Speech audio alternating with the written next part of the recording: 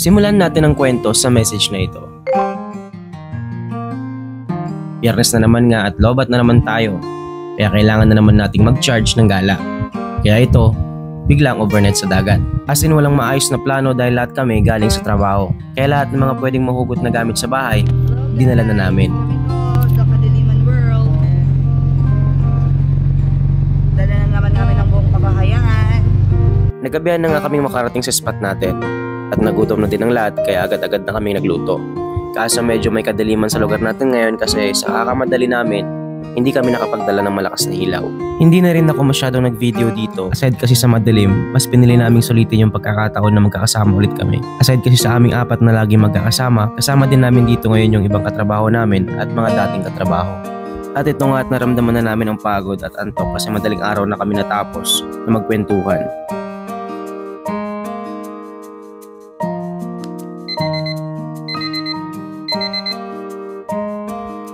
Kinabukasan, enjoy lang namin yung sikat ng araw habang nag-aalmusal sa gilid ng dagat. At nakakatanggal nga ng pagod kasi nga magandang view lang nakikita mo at sariwang hangin. At dito, pakiramdam ko, malayo ka sa kahit anong problema.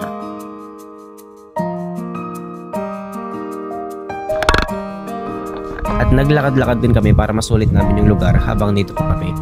At swerte nga din namin kasi low tide, lumabas yung pagiging white sand ng lugar.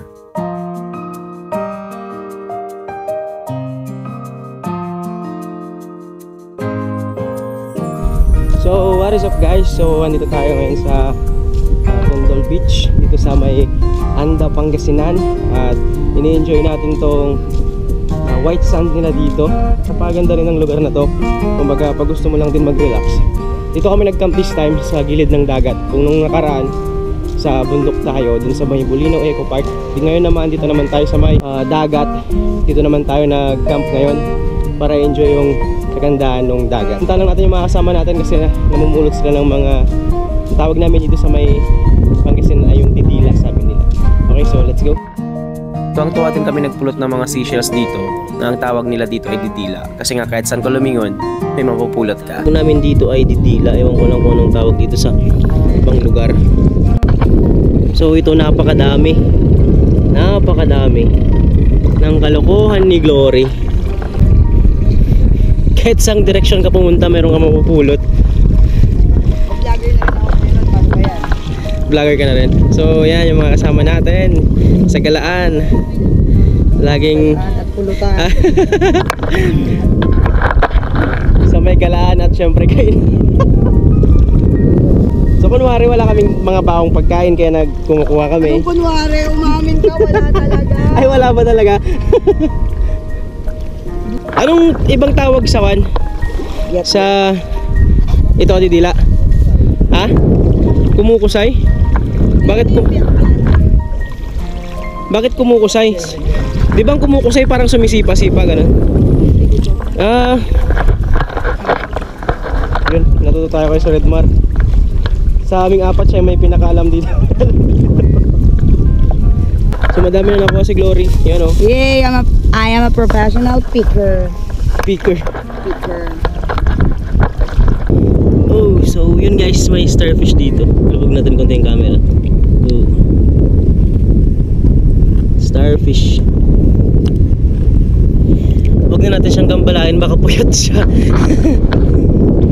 So yun guys, tapos na kami magpulot ng dila. At may isla dito na malapit na susubukan namin puntahan. Ayun lang siya, dito lang siya. Yan, so pwede siyang lakarin kapag ganitong low tide. Pwede mo siyang lakarin papunta doon. At susubukan natin pumunta doon kasi ever since hindi pa natin siya napupuntahan. Kaya yun, samahan nyo kami, tignan natin kung anong meron doon at kung anong mga pwede natin makita doon. Ayun nga, ang dami oh. So yun guys, habang naglalakad kami, napakadaming starfish. So yun guys, pakinggan nyo na lang yung sinabi niya. Ang dami oh. Paunahan na lang itong ano guys. Ang dami oh nga. Mauna na lang ako mag-upload guys. Oh guys, pakinggan nyo na lang sinasabi ni Ronald guys. Wala ako masyadong ma-share. Did you know that? Oh, napakadami nga eh. Kahit di tayo nag-enjoy ng aerial shot ngayon, nag-enjoy tayo ng mga ground shot natin kasi ang dami mga sea creatures na nakikita. May kasama rin akong sea creatures. Kahit pakinggan nyo na lang yung vlog mo. Basta ipopost ko naman ito guys. So ayun guys, napakasaya na naman namin ngayon kasi kahit papaano, kahit sobrang busy namin sa mga kanya-kanya namin mga trabaho, pero nabibigyan pa rin namin ng time yung mga sarili namin sa ganito. Kasi syempre sobrang dami ng ginagawa. Minsan nakakalimutan na rin natin yung mga bagay na dapat ginagawa natin or treat natin para sa mga sarili natin. Ito yung nagiging way natin para makalimutan natin sila. So, kumbaga dahil sa nature, nakakapag-recharge tayo, nakakalimutan natin lahat. So nakita natin sila ate dito, nagpupulot. Ate, anong tawag ba dyan sa pinupulot nyo ate? Ano po? Ay, kumukusay. Oh, napakadami na napulot nila ate oh. Ay, ang lalaki, kumpara dun sa amin. Ayan. Ayan. Ate, kaway kayo sa vlog. Kaya mo? Opo. Yan si ate oh. Ano pangalan nyo ate? Ambel ho. Ambel. Taga dito rin kayo ate sa? Oo, ito yung kanaway.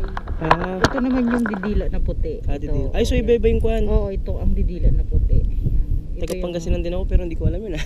Ito yung kanaway, masarap Kanaway. yan. Oo. Kanaway yung puti, Oo, yan. ito. Tapos ito yung didila na puti. Hmm, Oo, yan. dami. Ah, so iba-iba pala yung tawag Oo, sa kanila. iba-iba. Kaya ano, yan ang ano, pag may luto ko na siya, bebenta ko na siya. Ay, luto na po na ibebenta nyo. Oo. Ah, opo. Malinis. At isa nga sa mga source of income ng mga taga dito is yung pagpupulot ng seashells na to, yung tinatawag na didila, kasi masarap nga ng pangulam ito at nabibenta nila to sa mga tao or yung mga bisita na pumupunta dito. Tawag sa island na yun? Tando yung island. Ay, Tando? Oo, tando yung. Tandoyong. Oo. Ah. May makapantay dyan. So, Tandoyong daw pala guys yung pangalan ng isla na yan na pupuntahan natin. Ikutin niyo po Tandoyong. yan sir, pag ganun kayo. Ah, pwede pong Oo, ikutin. ikutin niyo po yan sa dulo, tapos dito rin ang ano niyo. Opo. Sige ate ah. Sige, So, salamat. so yun guys, nandito na tayo sa may isla. Okay, so tara tayo palipat dito kasi wala pa tayong matinong aerial shot. Yan yung sa mga gustong gusto natin gawin kapag nag-travel tayo, yung gumawa ng mga aerial shot. So yun, finally guys, we're here sa may isla.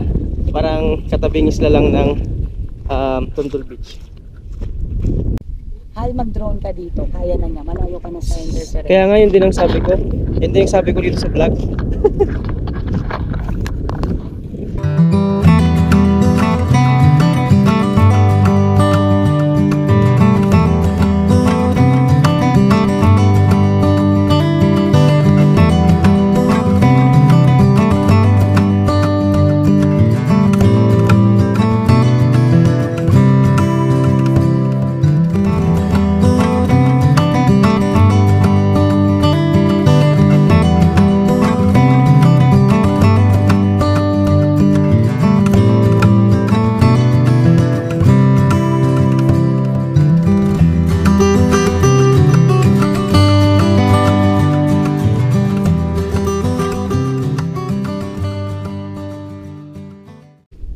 So yun guys, nakapag-shot tayo ng aerial shot dito sa may isla na to at pabalik na tayo ng main beach ng Tundol.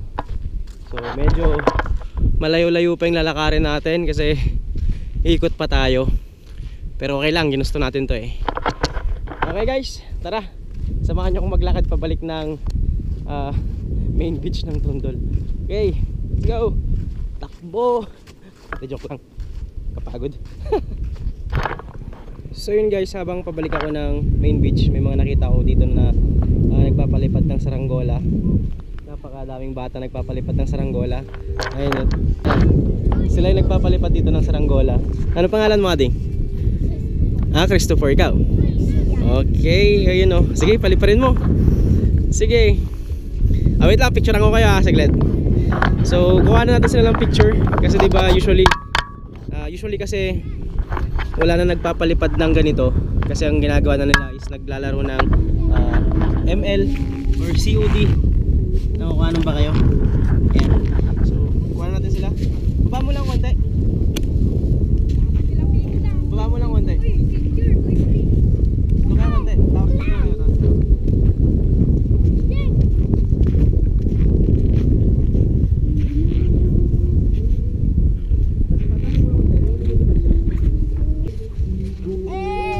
Yay! Welcome to Tundol Beach! Ano yan? Welcome to?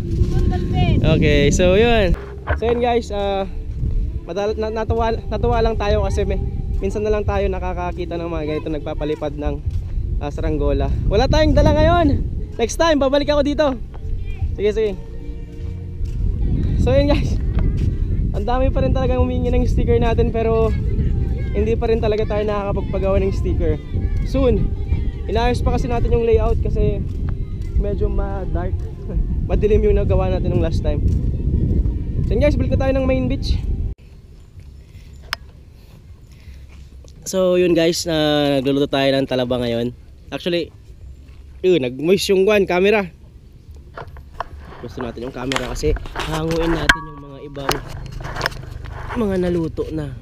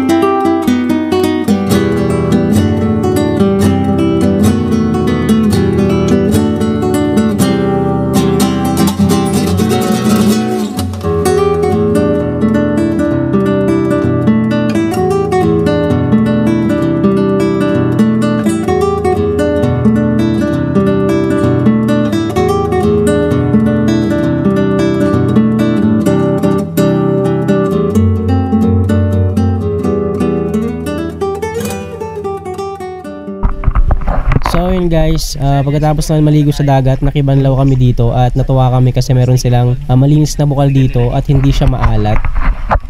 Demo mo nga sir, pakita mo nga kung gaano ka kagaling. Old style. Ito try ni Kuya Ron ang pag-iigib. O diba, sobrang bakap. Yay! Again, one more. Diba? Ang ganda ng balon nila dito guys. Sana all.